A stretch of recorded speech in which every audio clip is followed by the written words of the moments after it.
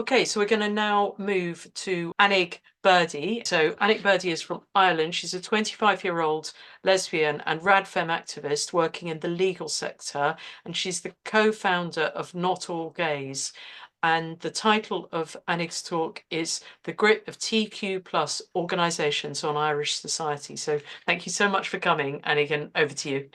I'm one of 9 co-founders of Not All Gays, which kind of was sparked just through discussions with myself and the 8 other members. There's 4 gay men, 3 lesbians, and 2 bisexual women, and we all have concerns about how our government is using LGBTQ to push through things like self-ID, which successfully passed in 2015,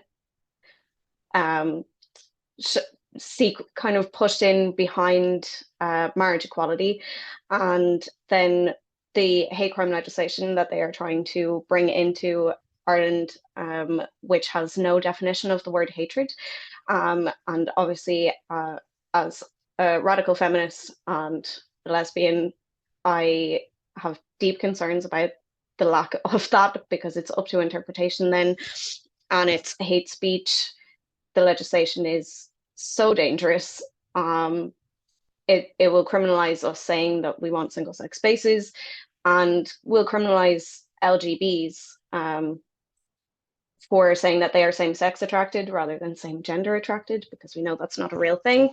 And because it's up to interpretation, an individual's interpretation of what hatred is and what is deemed hateful. And as a lesbian who does not believe in gender ideology, I have been called hateful, as many other women have, for saying that lesbians are same-sex attracted.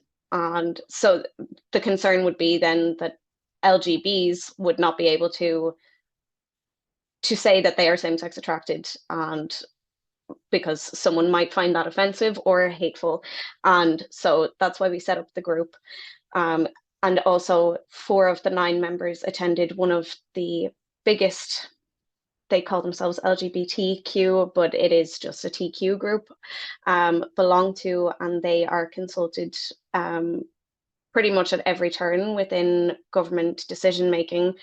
They were one of the groups, the NGOs consulted for the hate crime legislation, also the self-ID legislation, and which has, as many people know, led to males who identify as trans ending up in women's prisons. So it's all done under the guise of gay rights, but not the type. Our group name is that Not All Gays agree with any of this, or the use of gay rights and LGBT people to push through dangerous legislation that impacts single-sex spaces, sex-based rights, and the rights and protections of LGBT people. So 4 of the 9 of us attended belong to youth groups. I have done a presentation previously on the cult tactics used by belong to within their groups.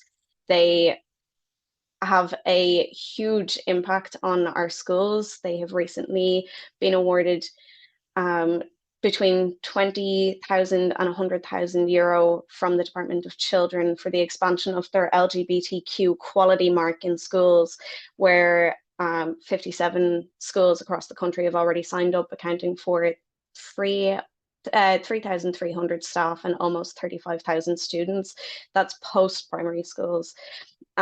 Essentially, the schools have to pay 845 euro for an 18-month subscription to say that they are LGBTQ friendly, that they have to have pronoun signs up, and they're also taught not to tell parents if a child has self-identified as trans or non-binary. They belong to will go into schools and essentially educate the teachers on how to hide such information from parents, which we as a group do not agree with. That is a huge child safeguarding issue, lying to parents and parents not having any knowledge of what their children are going through in terms of identity is extremely dangerous. And it's all being done and promoted by our government, and supported and heavily funded in the guise of inclusivity of LGBTQ, and the but it's the TQ lobbyists in Belong To that are pushing this mostly. In our time in Belong To, the four of us, we kind of attended the youth groups at various stages over maybe a decade or so. Our eldest member, he attended when gender ideology wasn't really discussed. It was just in the early stages of Belong To youth groups, and it was mostly gay, young gay boys and young adults, and a few lesbians would attend, but it was mostly gay boys. The child safeguarding issues at that point were inappropriate interactions, without getting, sued or anything. I won't go into the details, but there was inappropriate interactions between the youth workers and the teenagers. Then when I was attending in 2015, 2016, 2017, over this, it was, attendees were, they're all, it's a mixed sex group, and it's between the ages of 14 to 23, which is a safeguarding issue that simply wouldn't happen in any other youth group, if it wasn't got to do with gay and trans kids. You wouldn't have 23, 24-year-olds mixing with 14-year-olds. Why would a 23-year-old want to spend a Sunday afternoon talking about gender and sexuality with a 14-year-old? But there was several issues within that I noticed when I was attending. Firstly, there was no discussions of lesbians. If there was, it was trans-identified males saying that they were lesbian, and obviously I don't agree with that, and that was why I stopped attending, because even when I was on the other side of this discussion and very much did believe all of this as a teenager, I was about 17, I knew that lesbians did not have sexual or romantic relationships with biological males, regardless of how they identify. Two of our members did actually believe that they were non-binary at the time when they were attending Belong To, simply because it was promoted in Belong To that if you were in any way gender non-conforming, that you simply couldn't be just a camp gay boy, or just gender non-conforming lesbian, or in fact just gender non-conforming at all without being not a girl or not a boy. So that was kind of just promoted in Belong To, and they got 2 million, almost 2 million last year in annual income, with almost 500,000 coming from the Department of Children, Department of Education, and Department of Rural and Community Development. They are, when we were attending the groups, they would bring in certain politicians who also dealt as youth group workers. They would tell us to vote for them, or get our parents to vote for them. If we were under the age of 18 and not yet of voting age, they would come in, kind of gain our trust as youth workers, and then would promote their political party around election times to try and get us to, ask our parents, because they were the party that were going to protect us and promote our rights as gay or trans identified young people. Again, that's quite concerning that adults would come in and tell vulnerable teenagers to vote for them, after gaining our trust. But then Belong To and the National Women's Council of Ireland and Trans Equality Network Ireland all signed.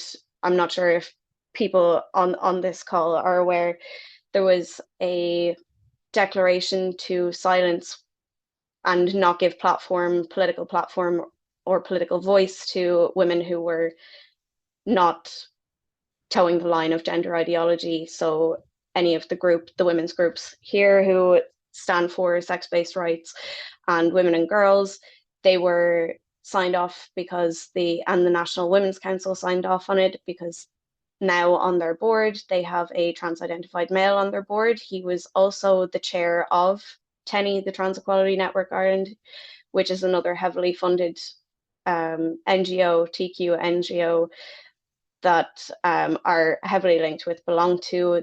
Belong To does donate to TENI and vice versa. And they are brought in for policymaking consults within the government about education, curriculum, health policies. During the monkeypox outbreak, when they were discussing the rollout of vaccinations, who would take priority, they brought in someone from TENI's board, a trans-identified female who has no medical qualifications.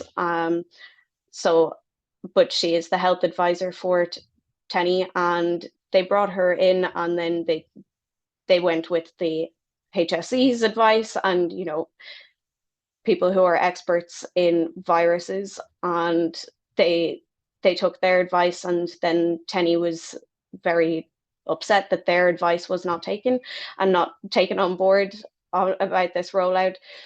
They have just a hold on across the board, education, health, and then the youth groups obviously are a huge issue.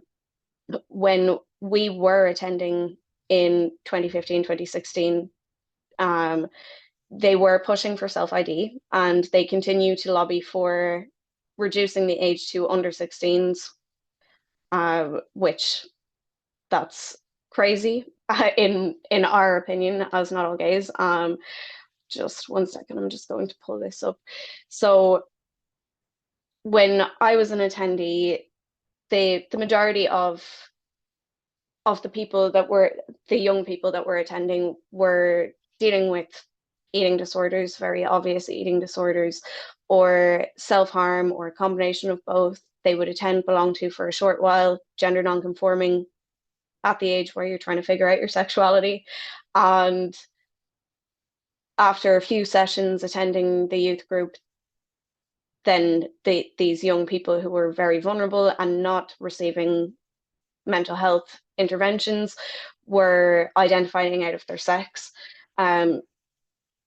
Predominantly the young lesbian or bisexual girls, because they were gender non-conforming, you know, uncomfortable. Puberty's a rough time for most teenage girls, you know, the changes in your body, and there was a huge amount of autism spectrum as well within those groups that were identifying out of their sex. And that was kind of, it wasn't ever really an option in Belong To, that, you know, it might just be that you're uncomfortable. There was no other option. It was just immediate affirmation. Promotion of binders was a huge issue as well, telling these girls with eating disorders and self-harming how to hide binders from parents, and how to get it delivered to your friend's house, wash it in the sink so it's not seen in your laundry if your parents do your laundry for you. And this narrative within Belong To, that they are the only safe space, that sorry, now I've lost my train of thought, that the outside world, including your family and friends, were, you know, against you, that potentially might disagree with you, not believe you, you know, not believe your identity, but that Belong To is this safe space for you, which is entirely unreasonable, considering Ireland is very welcoming. We were the first entire country to gain marriage equality by a landslide vote. No one really cares if you're gay. It's not anyone else's business. Everyone's just, there's the few people there's always going to be a percentage that are homophobic, but predominantly Ireland is a very accepting country of everyone, but Belong To pushes this narrative in schools, in the government, and in their youth groups, that the world is against gay people, gay or trans-identified people, and that they're the ones that will protect you. This then can be seen with the hate crime legislation. Several of the senators during the debates, when it went to our Seanad, even one of the senators who spoke about it, who is from a protected characteristic group within the hate crime bill, she is from the traveling community, but her focus for her 13-minute speech was how it's so difficult for trans-identified males to walk down the street. That is simply not true. But her focus was not on her own experience as a woman from the traveling community. It was about LGBTQ, focus on trans women and how difficult it is in Ireland for trans women. And then several of the senators just using LGBTQ to push through legislation that will prevent us from being able to actually state same-sex attraction, or that we want our own spaces as women and girls. And Belong To had a huge part to play in that. They're also using the gay rights narrative to push for surrogacy legislation, and it's coming in through quickly as well. They're trying to get that through. It's not looking like it will be by Christmas now, just at this late stage in the year, but they are trying to push it as this gay rights issue, which not all gays, the group, we don't believe that it's a gay rights issue. We don't believe that just because you are gay, you are entitled to use a surrogate and exploit a woman's body just because you're gay. But then let me just see. While we were in Belong To, just to note the rate of people who were identifying as non-binary or trans within the umbrella of trans, I'll just say, there was 16 people that I knew of that were trans or non-binary. 2 of the Not All Gays members included in that. Of that 16, only 3 still identify as trans or non-binary. So that's an 81% desisting rate. Thankfully, the ones that did desist did not end up taking hormones because they were put on waiting lists. So some of them did go on waiting lists to get hormones at 15, 16 years old. And thankfully, because the waiting list was long and they had to go through a few hoops, they didn't end up getting on hormones or going down a path of medicalization and desisted before that. Belong To and Tenny both say that no one desists, no one detransitions. It's a tiny minority. It doesn't need to be discussed. That's the narrative that they are giving the government and schools, that you have to affirm. And because why would you? Because no one regrets it, which is obviously a lie from our own experience. And we know now from seeing all of the detransitioners coming out and speaking against it, such as Richie and Chloe Cole, Prisha. There's lots of detransitioners now speaking out against it. But the people who are consulted by our government when making decisions surrounding children, and specifically gay or trans-identified children, that it's Belong To that's consulted, and they tell our government that no one desists, that no one regrets it, and we absolutely have to affirm, that we have to bring in self-ID for younger people, and to be able to give them gender affirming care. That's another thing that they are pushing for now, is gender affirming care for teenagers. It within Ireland previously, up until about a month ago, Belong To still had on their website that you can go to the Tavistock, which we know has had a closure order since July of 2022. But Belong To was referring people to the Tavistock, as was Tenny. Belong To also claims that they do not promote the use of binders, although up until, again, a month ago, they had a link on their page, on their advice page, on how to bind, and with links on where to purchase binders. So, which, if you go onto our Twitter, we will share the archive links to show this information. So everything about Belong To, we've kind of discussed it a lot. The members of Not All Gays who were attendees and are speaking out against it. The hate crime legislation, obviously, hate is not defined, so it's up to an individual's interpretation.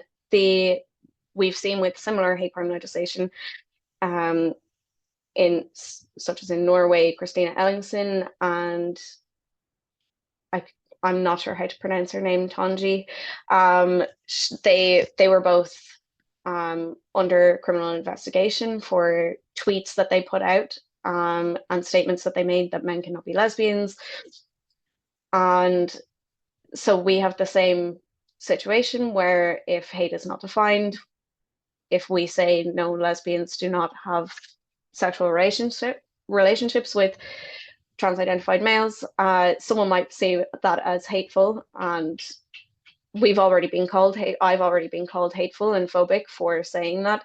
So then the Gardaí have the power then to come and seize all of your devices. If you refuse to provide your password or your devices, you face jail time for that. I believe it's up to 12 months if you are found guilty on that.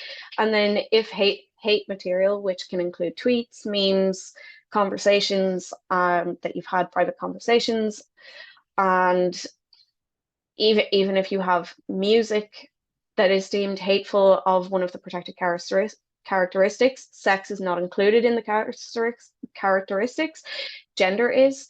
That if you have any of this hate material on any of your devices, you are facing up to 3 years in prison. And again, Belong To and Tenny are pushing for this, as is the National Women's Council, on the basis that it's protecting specifically gay people or LGBTQ people. And that's why we formed the group, mostly is because of this hate speech legislation, because we have hate crime legislation. Everything that would be an actual crime, such as assault, criminal damage, harassment, are already criminal offences, and any hate element would be taken into consideration in sentencing such a crime. It would, get provided for a harsher sentence if there was a hate element to it.